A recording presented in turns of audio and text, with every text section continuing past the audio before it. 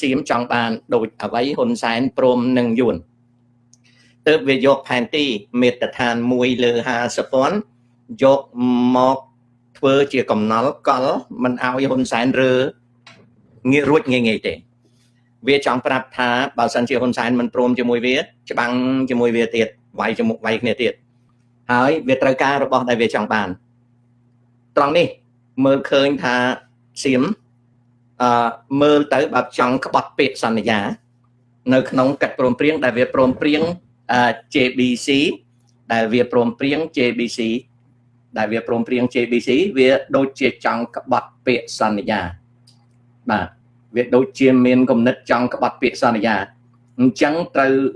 ពិនិត្យមើលសារជាថ្មីថាតើអាកិច្ចព្រមព្រៀងនៅក្នុង JBC ណាកិច្ចព្រមព្រៀងអា JBC ដែលសៀមវាព្រមព្រៀងធ្វើជាមួយហើយខាងកម្ពុជាយើងណាខាងកម្ពុជាយើងក៏ព្រមព្រៀងជាមួយវាតែទីបំផុតខ្ញុំឃើញថាវាដូចជាមានការភូតកុហកវាដូចជាចង់កែប្រែពាក្យហ្នឹងបើយោងទៅតាមសេចក្តីប្រកាសនៃក្រុមប្រឹក្សាសន្តិសុខជាតិសៀមថៃធ្វើឡើងនៅថ្ងៃទី31 ខែធ្នូឆ្នាំ 2025 សៀមវាហាក់ដូចជាក្បត់ពាក្យសន្យាឬក៏វានឹងធ្វើឲ្យមានការកែប្រែអ្វីដែល JBC ព្រមគឺបង្កើតបាននៅដំណាក់កាល5ក្នុងការអនុវត្តការចែកខណ្ឌសីមាព្រំដែនទី1ណាទី1គឺ JBC បានព្រមក្នុងដំណាក់កាលទី1គឺការយល់ព្រមលើចំណុចយោងណាលើចំណុចយោងការយល់ព្រមលើចំណុចយោងដែលគេហៅថា Agreement on Reference Point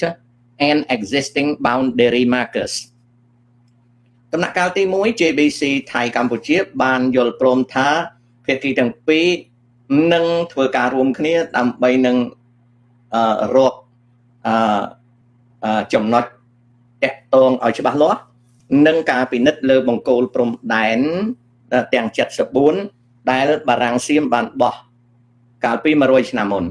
Both parties shall jointly confirm the location and agree boundary markers and reference points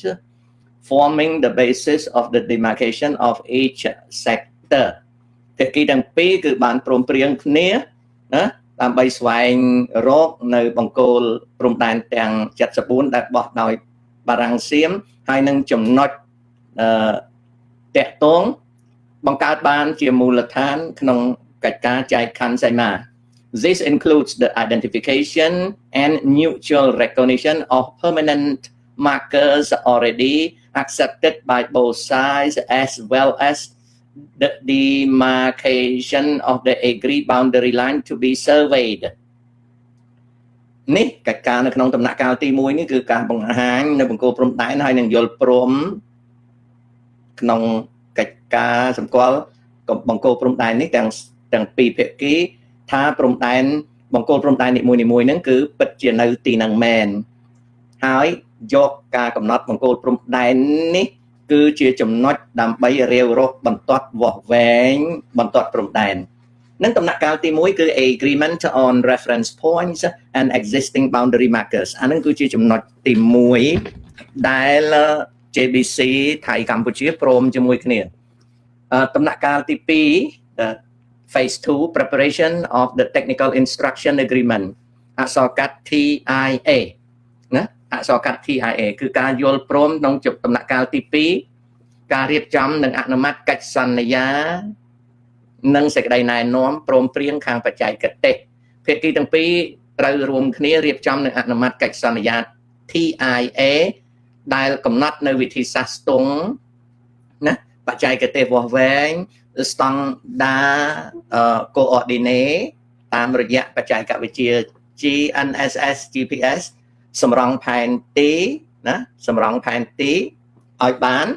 គេហៅថាផែនទីបច្ចេកទេសការប្រើប្រាស់បច្ចេកវិទ្យាវិទ្យាសាស្ត្ររួមទាំងបច្ចេកវិទ្យា LiDAR ការធ្វើ photo map ថតពីលើអាកាសព្រមទាំងវិធានសុវត្ថិភាពនៅក្នុងតំបន់ក្របមីននិងដំណាក់កាលទី2ដំណាក់កាលទី3ការស្ទង់មើលរួមនឹងការដាក់បង្គោលព្រំដែនបណ្ដោះអាសន្នអ្នកបច្ចេកទេសត្រូវចុះទៅវាស់ស្ទង់តាមបច្ចេកវិទ្យា GNSS និងពិនិត្យផែនទីតាមខ្សែព្រំដែនដែលយល់ស្របគ្នាសរសេរនៅកំណត់ហេតុបណ្ដោះអាសន្នដាក់នៅក្នុងកំណត់ហេតុបច្ចេកទេសនឹងតិចនិចហើយនឹងដាំបង្គោលបណ្ដោះអាសន្នដែលមានបង្គោលចន្លោះពីគ្នាពីមួយទៅមួយ50ទៅ100ម៉ែត្រអាស្រ័យលើភូមិសាស្ត្រនិងភាពស្មុគស្មាញក្នុងទីតាំងជាក់ស្ដែងការប្រើ drone ថត photo map ការប្រើ GNSS ត្រូវយកមកអនុវត្តតាមលក្ខណៈខាងលើដោយបានព្រមព្រៀងក្នុង TIA នេះគឺជាដំណាក់កាលទី3ដំណាក់កាលទី4គឺការសាងសង់និងបោះបង្គោលព្រំដែនអចិន្ត្រៃយ៍បន្ទាប់ពីភាគីទាំងពីរយល់ព្រមលើបង្គោលបណ្ដោះអាសន្នច្បាស់លាស់ហើយក៏បោះបង្គោលព្រំដែនអចិន្ត្រៃយ៍នៅលើទីតាំងដែលបានកំណត់ក្នុងបច្ចេកទេសកិច្ចព្រមព្រៀងបង្គោលព្រំដែនត្រូវវាស់បញ្ជាក់ចុះលេខត្រឹមត្រូវប្រើតាមបច្ចេកទេសសពគ្រប់ដែលធ្វើការជាមួយគ្នាចូលដល់ដំណាក់ទី4នេះដំណាក់កាលទី4តើឈានទៅដល់ដំណាក់កាលទី5ការតម្រៀបនៅផែនទីនៅកំណត់បច្ចេកទេសដែលចុះហត្ថលេខាព្រមព្រៀងទាំងអស់ដើម្បីរៀបចំតម្រង់ទិសទទួលស្គាល់ផ្លូវការភាគីទាំងពីរត្រូវរៀបចំជាការកម្រងផែនទីចុងក្រោយដែលមានផែនទីស្ទង់រួម coordinate តាម GNSS របស់បង្គោលទាំងអស់សេចក្តីពិពណ៌នាបច្ចេកទេសកំណត់ហេតុបច្ចេកទេសឯកសារគាំទ្រផ្សេងតាមរចនាសម្ព័ន្ធរបស់ JBC ហើយកញ្ចប់នេះត្រូវអនុម័តនិងបញ្ជាក់ដោយរដ្ឋាភិបាលនៃប្រទេសទាំងពីរហើយត្រូវយកទៅតាក់តែងឲ្យคล้ายទៅជាសន្ធិសញ្ញាព្រំដែនដែលត្រូវព្រមព្រៀងគ្នាហើយនឹងកំណត់ពេលវេលាសម្រាប់ចុះហត្ថលេខានេះគឺជាកិច្ចការម្ដងហើយម្ដងទៀតគឺថា JBC Joint Border Commission ឬ Joint Border Committee Cambodia Thailand agree on 5-phase implementation plan phase 1 agreement on reference point and existing boundary markers phase 2 preparation of the technical instruction agreement TIA phase 3 joint survey of boundary line and placement of temporary border markers phase 4 construction and installation of permanent boundary pillarsទី5 phase 5 compilation and authentication finalization of the boundary maps ហ្នឹងគឺអ្វីដែលតាក់ទងរឿងហ្នឹងអញ្ចឹងខ្ញុំបញ្ជាក់ម្ដងទៀតដើម្បីឲ្យបងប្អូនខ្ញុំនឹងត្រូវនិយាយច្រើនដងតែសៀមវាចង់ក្បត់ទៅនេះវាអត់ចង់ធ្វើទេវាទៅនឹងព្រមស្រាប់តែហើយទៅវាចង់ក្បត់វាចង់រករឿងតាមទៀតវាចង់ឲ្យលោកហ៊ុនសែនទទួលស្គាល់ផែនទីរបស់វាណា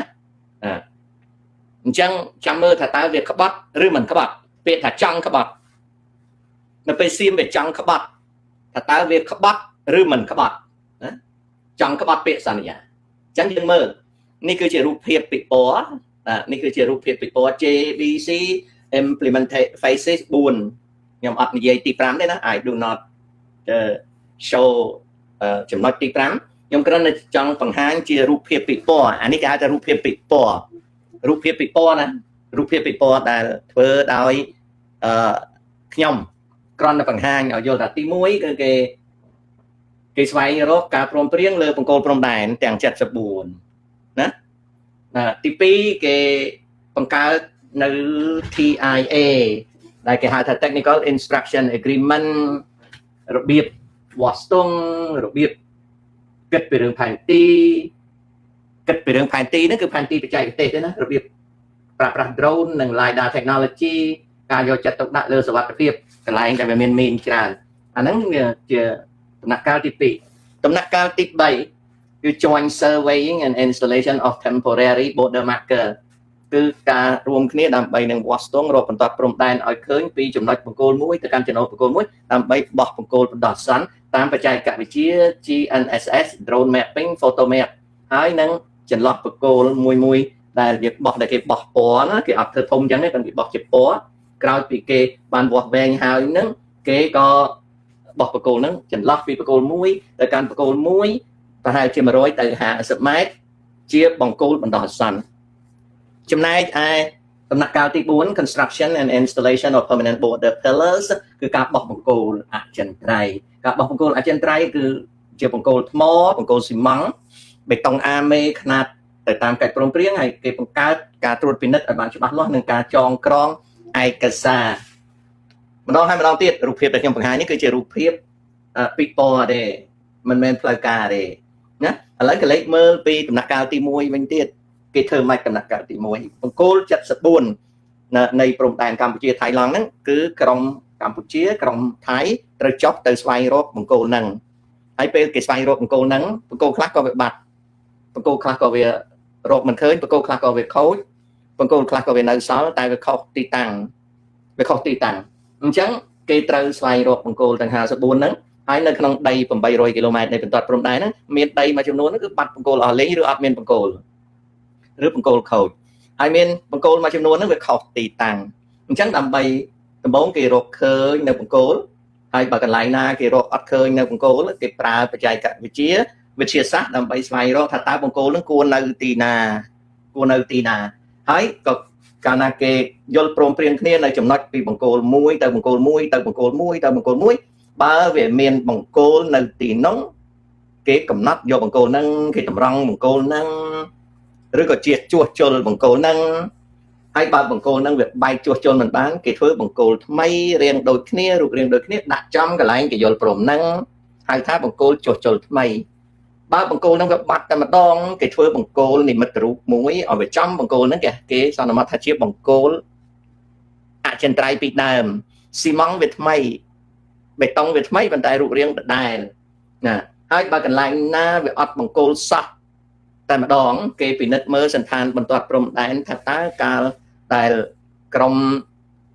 វាស់វែងដាំបង្គោលបារាំងសៀមពីដើមហ្នឹងកន្លែងហ្នឹងពិតជាអត់បង្គោលមែនឬទេបើអត់បង្គោលមែនគេចាត់ទុកថាជាតំបន់ដីអត់បង្គោលហើយគេនឹងពិនិត្យថាតើសន្តានដីនៃតំបន់អត់បង្គោលហ្នឹងវាជាសន្តានដីយ៉ាងម៉េចជាផ្លូវទឹកហូរជា watershed ជា zigzag terrain ណាជារបៀបសភាពការថ្មិញមុខរណាជាចលងដងភ្នំ mountain range ឬក៏ជាផ្លូវស្ទឹងឬព្រែកបុរាណគេគិតឲ្យគេបូកសរុបគេបញ្ចូលមកក្នុងបច្ចេកទេសចូលក្នុងរបាយការណ៍បច្ចេកទេសគ្រប់ពីចំណុចមួយទៅកាន់ចំណុចមួយតាមបន្ទាត់ព្រំដែន800គីឡូម៉ែត្រហ្នឹងហើយនឹងបង្គោល74ហ្នឹងគឺត្រូវព្រមព្រៀងគ្នាអាហ្នឹងនៅក្នុងដំណាក់កាលទី1 agree on reference point and existing markers ណាដល់ពេលគេព្រមព្រៀងគ្នាគេកត់ត្រាអីសពគ្រប់ហើយទៅគេចូលដល់ដំណាក់កាលទី2 drafting of the technical instruction agreement ដើម្បីធ្វើការមិនមែនចេះតែយកស្អីទៅវាស់ទេដើម្បីធ្វើការត្រូវព្រមព្រៀងគ្នាលើ technical instruction agreement គឺកិច្ចព្រមព្រៀងរបៀបប្រើនិង technique ថាតើ survey methods GPS standard តើប្រើរបៀបម៉េច survey method ភាគីថៃនិងភាគីកម្ពុជាត្រូវព្រមព្រៀងគ្នាថាតើត្រូវប្រើ survey method ស្អី method នៃការធ្វើ survey បន្តមកទៀត GPS standard តើប្រើប្រព័ន្ធអ្វីព្រមព្រៀងគ្នាបន្តមកទៀតគឺផែនទី technical map scale តើយកអា1លើ50,000ឬក៏1លើ5,000គេយករបៀបម៉េចនៅក្នុង technical instruction agreement គេត្រូវព្រមនេះសិនការប្រើ drone និង lidar វិទ្យាសាស្ត្រតើប្រើយ៉ាងម៉េចប្រភេទអីឲ្យច្បាស់លាស់ទាំងអស់ទើបព្រមគ្នាកើតបន្តមកទៀតគឺការណែនាំការព្រមព្រៀងទៅលើដីដែលមានមីនដែលមានគ្រោះថ្នាក់បង្កើតបាននៅ TIA ក្នុងដំណាក់កាលទី2គេធ្វើអាហ្នឹងណាបងប្អូនគេធ្វើអាហ្នឹងដល់ចូលដល់ដំណាក់កាលទី3 phase 3 joint surveying and installation of temporary border markers គេព្រមព្រៀងគ្នាគេប្រើបច្ចេកវិទ្យា GNSS survey ឬក៏ drone mapping photo mapping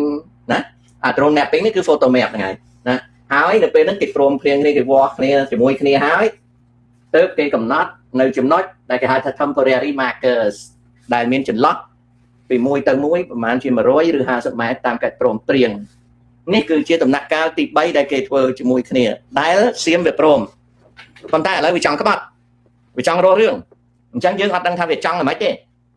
នៅពេលដែលសេចក្តីប្រកាសថ្ងៃទី31ខែធ្នូឆ្នាំ2025វាចាញ់អាហ្នឹងមកបន្តមកទៀតវាពាត់លុះបន្លាយកដៃយើង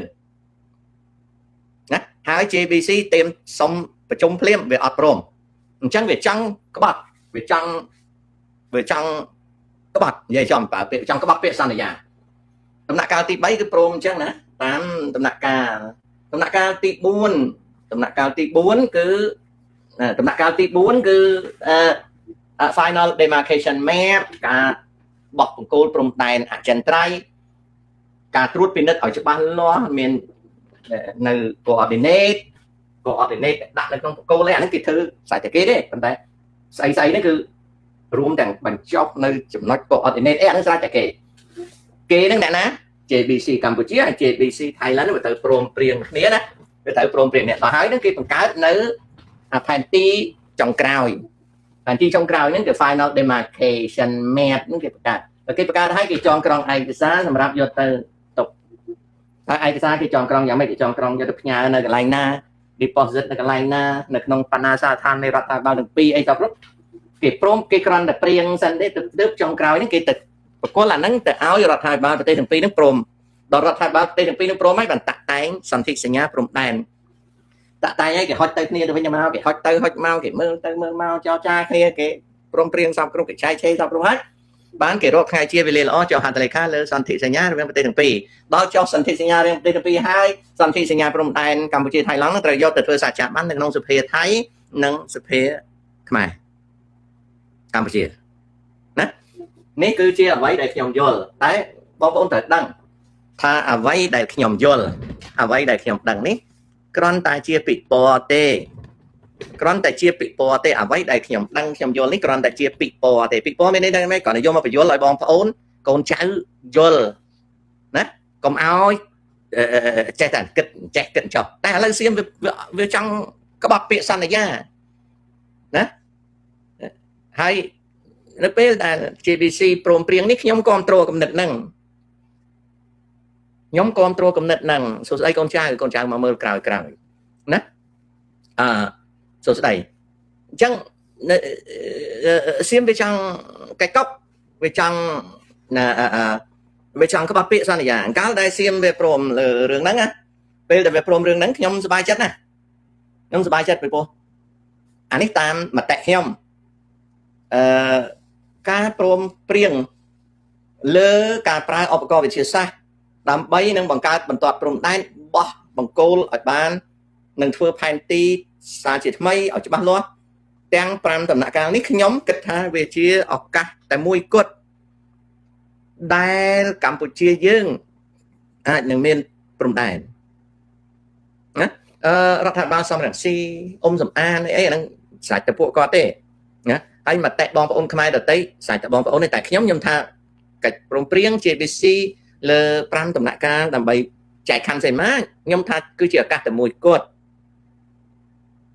ដែលអត់ទទួលស្គាល់អត់យកផែនទីលើ1លើ200,000មកប្រើអត់យកមកប្រើតែយកជាឯកសារពិគ្រោះហើយអត់ទទួលស្គាល់ផែនទីរបស់ថៃ1លើ50,000អត់យកមកប្រើតែជាឯកសារពិគ្រោះជា reference